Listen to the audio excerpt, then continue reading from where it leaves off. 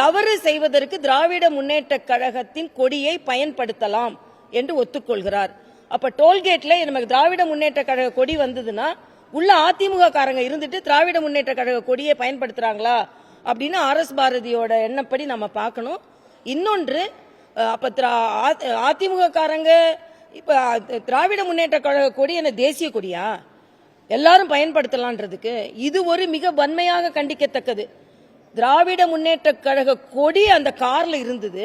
அந்த காரை கண்டுபிடிக்கிறதுக்கு 4-5 நாள் ஆக்கிட்டு இது பல ஓனர் கிட்ட மாறி மாறி போச்சு.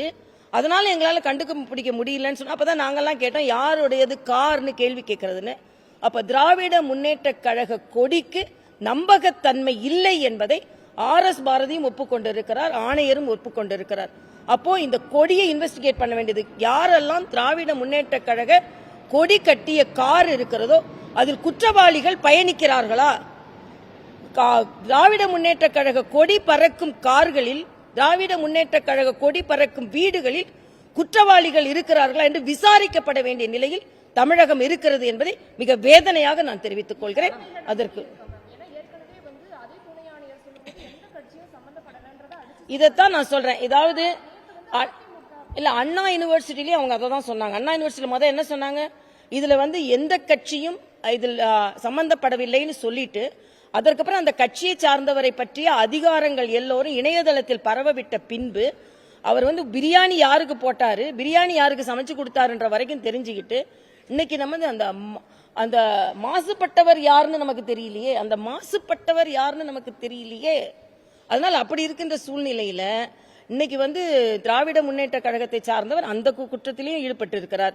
இங்கேயும் கொடிகட்டி பறக்கிறது திராவிட முன்னேற்ற கழகத்தின் குற்றம் ஈசிஆர்ல.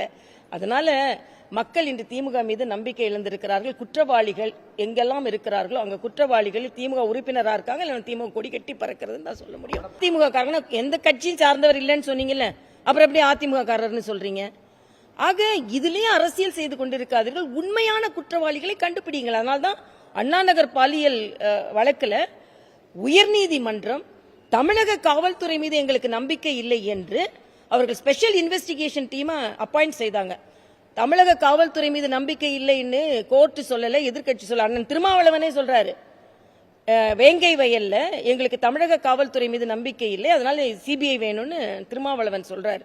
அது மட்டும் இல்ல, திருமாவளவன் ஆதவர்ஜுனா திருமாவளவன் பார்த்திருக்காரு. தனியா நீ போ, அப்புறம் கூட்டணியோட நான் வரேன் அப்படின்னு சொல்றது கூட இல்ல. நீ போ, பின்னாலே நான் வரேன் அப்படின்னு தெரியல.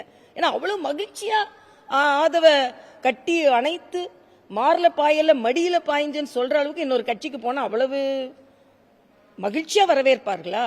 அதனால நீ முன்னால போ, நான் பின்னாலே வரேன் அப்படின்றதான் எனக்கு தோணுது. அதனால திராவிட முன்னேற்ற கழக கூட்டணி, குறிப்பா அண்ணன் திருமாவளவன் அங்க இருப்பாரா, இல்லைன்னா முதல்ல ஆதவை அனுப்பிவிட்டு ஆதவனிடமிருந்து வெளியேறுவாரா என்று எனக்கு தெரியவில்லை.